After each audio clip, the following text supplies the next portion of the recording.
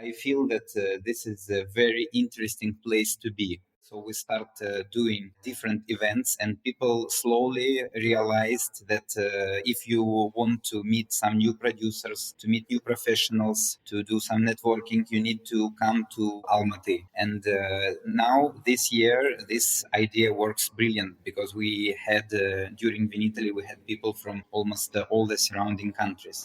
Benvenuti! Welcome to the next generation. With me, your host, Giulia Stocchetti. Join me as I take you on a journey to discover young stars of the Italian food and wine world. Pronti? Andiamo!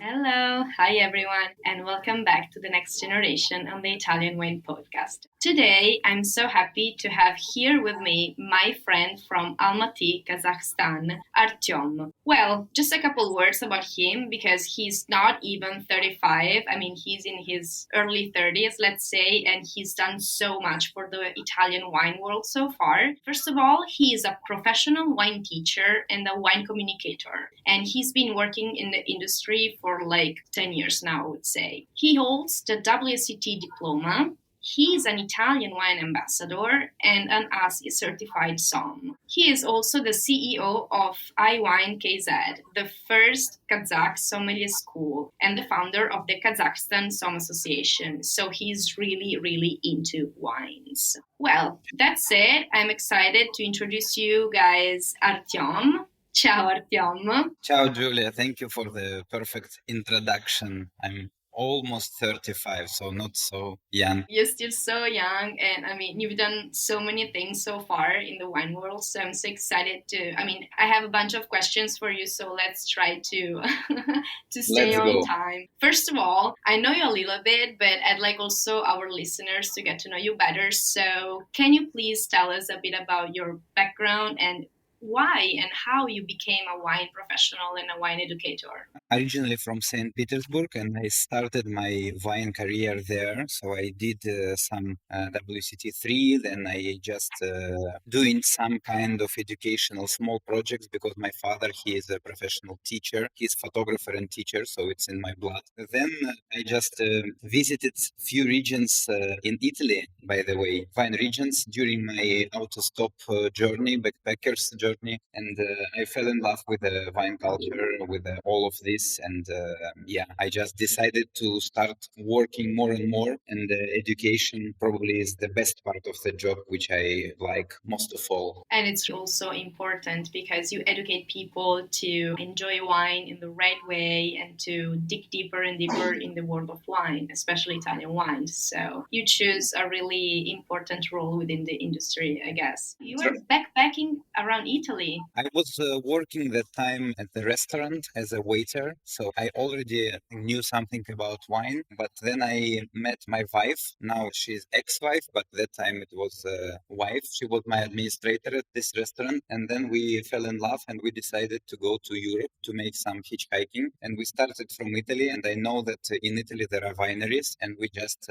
on the road we stopped one man, and it was Tuscany, and we asked him where is the wineries here, and he just told us like vino, let's go. So we did not speak Italian, he did not speak any English, but he brought us to his winery in Chianti Classico, and we were like in 30 minutes completely drunk, and it was one of the happiest moments in my life. I decided that I want to enter this world. Then I go back, and in St. Petersburg I started doing sommelier courses. You were among the first doing sommelier courses there, or there were already some schools in St. Petersburg? It was the sommelier school at Enotria, which is probably one of the most important in this part of the world, let's say. But I did some small training in this school, but it was on the beginning, and my teaching was after the European trip, and it was more or less at the beginning independent, so I did it for private customers. Nice. We always have to start some point, so that's cool. I mean, you fell in love with Italian wines in Chianti with Sangiovese. That's Yes, amazing. and still in love with Chianti and Sangiovese. So I guess it's among your favorite wines. Yeah. What pushed you to become an Italian wine ambassador? It was like from the very beginning due to this trip that I was in love with Italy. Then I did, as I told you, like WCT 3. Then I finished my diploma. So I have pretty good knowledge about all wines of all the world. But then I saw during Vinitaly, I saw and I heard about the program of Italian Wine Ambassador. And I just fell in love with the idea to go deeper to Italian wines. And I saw that there are a lot of people whom I know who already did it from Russia. And I realized that being in Kazakhstan, I can be the first one. So it was very exciting and I did it. This was the journey, the idea of journey. And how was your experience? Went to Hong Kong because it was closer. I wanted to do it immediately, so I chose the dates. The dates were in Hong Kong, and I never been there, so I bought the tickets, and it was probably one of the most expensive spending in my life altogether because it was hotel, it was flights. I think from Austria because I were in Austria before the trip, and the program and everything. So I came to Hong Kong, and I was amazed. It was perfect, big buildings, a lot of Italian people, a lot of knowledge, a lot of good Italian wine, and I was very excited. So still remember it as it was yesterday. That's amazing. And could you have imagined that we have so many native grape varieties in Italy, like more than 500? This is one of the top ideas of Italian wines because, if you want to highlight any country in wine world, you need to choose some topics and different countries speak about different topics. But Italian wines is a lot about these native grape varieties. Every variety from every village has something special, which is not possible to do in any other places. So I like this idea. I like to travel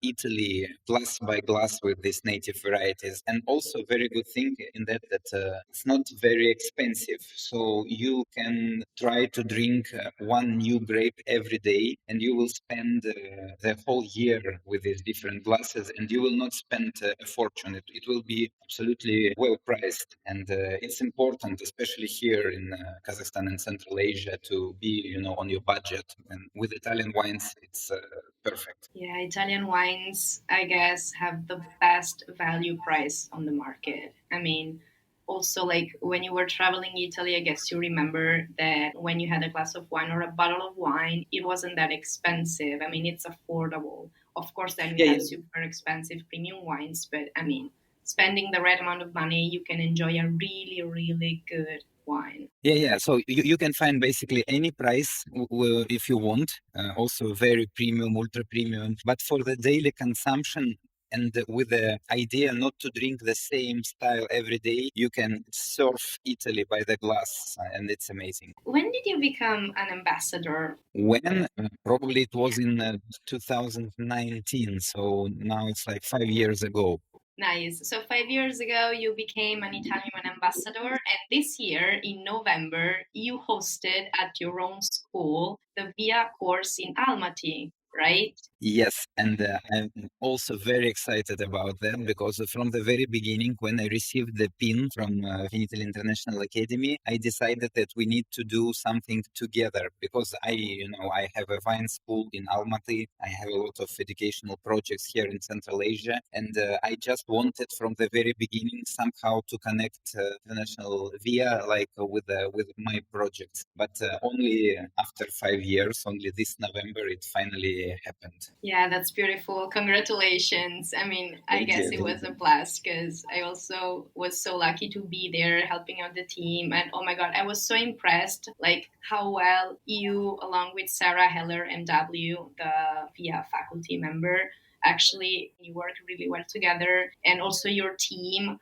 the guys who were pouring the wines were so professional and so perfectly on time. So I have to say that your school is one of the most beautiful wine school I've ever seen, and with beautiful people working in there, and everything is so like well organized and you feel so comfortable and you have all the comforts you should ask for. Thank So you. It is a perfect advertisement. I really wish we can do another one there for sure. I mean, it was amazing. Basically, you're busy full time teaching and talking about wines, right? Yeah. That's your main job. Yeah, I have private clients whom I sell the wines, but it's not the main. The main is education, different project consulting, and it's both for professionals, for connoisseurs, for B2B, like for the wineries and etc. So I try to create the idea, geographically speaking, about Central Asia as one of the most undeveloped wine markets in the world, both in terms of production and consumption. So more or less all the places in the world developed. And here in Almaty, around Almaty, we still have a lot of people who know nothing about Italian wines, about the wines in general, and of course about Italian wines. I feel that this is a very interesting place to be. So we start doing different events, and people slowly realized that if you want to meet some new producers, to meet new professionals, to do some networking, you need to come to Almaty. And now this year, this idea works brilliant because we had during Vinitaly, we had people from almost all the surrounding countries. So I believe in future it will be more and more. And for the producers who try to find, for Italian producers who trying to find new markets, probably Almaty is the best place to come, especially during this Vinitaly, because Azerbaijan, Uzbekistan, Kyrgyzstan, maybe some other countries, Russia were presented there. It's amazing. And I remember you were leading two out of the four masterclasses scheduled for that event, and they were all packed of people interested in Italian wines and listening, of course, to you while explaining some stuff about Sangiovese, about Abruzzo, and other interesting things. So I think that people are pretty interested in Italian wines, at least they're curious about them. So I was wondering, among all the people interested in Italian wines, how many persons are actually part of the younger generations? I would like to say that, especially comparing with Europe, we have very young average age of wine professionals. So more or less, we have situation here in Almaty when you go to the office, all the people who work in the wine industry, but not exactly with the wine, maybe some logistics and other stuff, they are older. And those who working directly with the knowledge about wine, all of them are very young, very young. And this is for me very good because the average age of wine industry in the world are growing, and sometimes it lacks, freshness, I would like to say. And Almaty, we have a lot of this freshness. During the masterclass of Abruzzo in Via, in Almaty, it was like 2 times more people than it was possible to sit down. I think more than half of them were very young, like younger than, I don't know, younger than maybe 25. Oh wow, so really, really young as average. And that's beautiful because, as you said, usually people are older when they're approaching wines, but there's freshness, as you said, in Almaty, and that's pretty exciting. But you can also tell it from the city.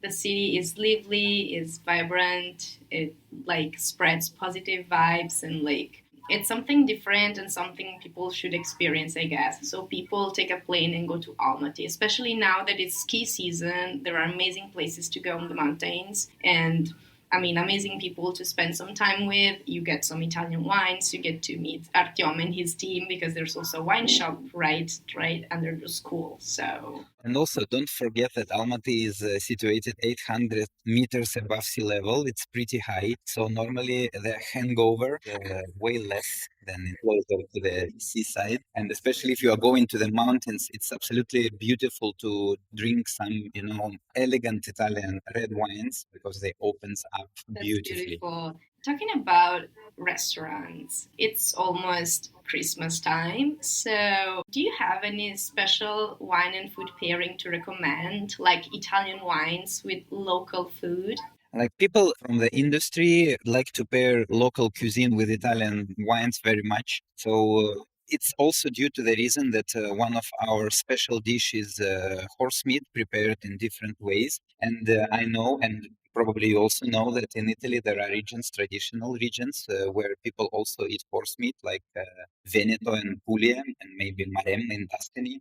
So I would like to say that our special emblematic horse meat dishes like Beshbarmak or Kazi pairs very well with the wines of these regions, like Amarone, maybe not Amarone, maybe Ripasso, with Primitiva, and maybe with some Super Tuscany, which is very, very important here in Almaty. And also we had a lot of small different specialities in terms of local Kazakh cuisine, which pairs very well with a lot of different styles of Italian wines. So it's a big place to discover. And all of that due to the reason that I would like to say that somehow the cuisine of Italy and cuisine of some regions of Italy and cuisine of some regions of Kazakhstan are very similar. Like you have pasta, we also have pasta with a different name. You have ravioli, we also have different kinds of pasta dumplings. I don't know how to say it. So yeah, there are a lot of things in common, and we just discovering it now. But to highlight, I want to focus on a horse meat dishes. I'm not joking when I saying that every day you can drink new wine, and I thinking about it for the long time to make this on Instagram to pour every day some style of Italian wine. It's pretty expensive project, but I think would be amazing, especially pairing it with the foods Yeah, of that would Central be Asia. amazing. And it would take like forever for the huge amount of wines we have here. So you don't have to think about the editorial I'm plan searching for a for long time. So it could be maybe a bit expensive in terms of wines, but you know how to publish every day for the rest of your life, basically. Anyway, I'm drinking like Italian wine more or less every day, so why not to make it more official? So I'm searching for the partners. Cool. So if anyone wants to send In wines to crime. Artyom, you producers out there, he's gonna publish it on his Instagram, paired with a special, typical local food from Almaty or Central Asia, anyway. And I was wondering, is there anything special you're gonna eat on Christmas? It's pretty difficult question because we are not celebrating Christmas as much as in Europe, but for us it's kind of connecting with a New Year celebration. So the foods are more or less the same. So we have like olivier salad, we have some kind of baked chicken or turkey or duck. We have a lot of different traditional foods, but they don't have any translation to English or to Italian. For instance, we have holodets, which is absolutely fantastic dish, which is basically the part of boiling meat. So it's not the meat, but it's the liquid, which then you freeze it and then you eat it like a spoon. So the texture is kind of like panna cotta, but it's part of the bones, part of the meat, but in a liquid phase, frozen one. So this is very strange. It looks strange, it smells strange, but it's very delicious and it's very traditional for that regions. But speaking about prosecco with residual sweetness, like classic extra dry style, maybe sweet style of brut, sweeter style of brut could work very well. Amazing. And an easy question now. What's your favorite dish during the holidays, winter holidays? It's a difficult question. So it's like asking what is your favorite wine.